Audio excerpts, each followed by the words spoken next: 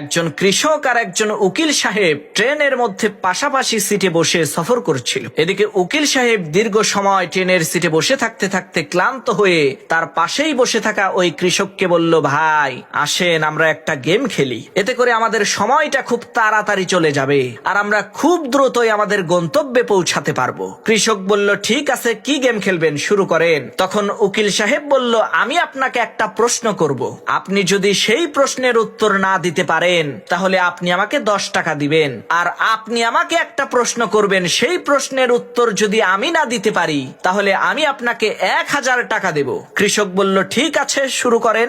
উকিল সাহেব প্রথমে প্রশ্ন করলো, ভাই বলেন তো পৃথিবী থেকে চাঁদের দূরত্ব কত? উকিল সাহেবের এই প্রশ্ন শুনে কৃষক কোনো কথা না বলে চুপচাপ পকেট থেকে 10টা টাকা বের করে সেই উকিল সাহেবকে দিয়ে দিল। এরপর সেই কৃষক ওই উকিল সাহেবকে প্রশ্ন করলো, ভাই বলেন তো কি এমন জিনিস যেটা 3 পা দিয়ে হেঁটে পাহাড়ের উপরে ওঠে এবং 4 পা দিয়ে হেঁটে পাহাড় থেকে নিচে নামে? কৃষকের এই প্রশ্ন শুনে ওই উকিল সাহেব অনেকক্ষণ চিন্তা ভাবনা করে কোনো কুল কিনারা না পেয়ে বাধ্য হয়ে ওই কৃষককে 1000 টাকা দিয়ে দিল।